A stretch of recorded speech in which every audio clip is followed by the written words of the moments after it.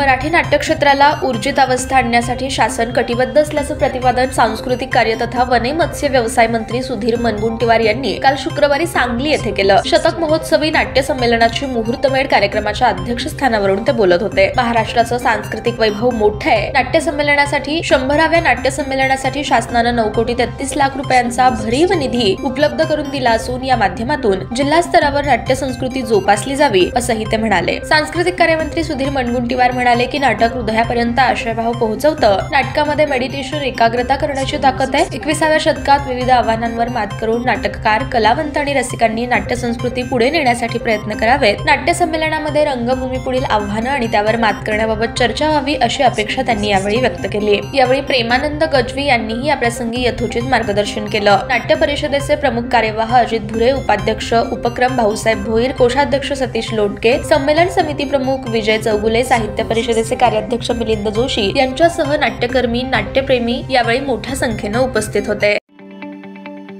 ताज्या बातम्या पाहण्यासाठी प्राईम महाराष्ट्र न्यूज चॅनलला सबस्क्राईब करा।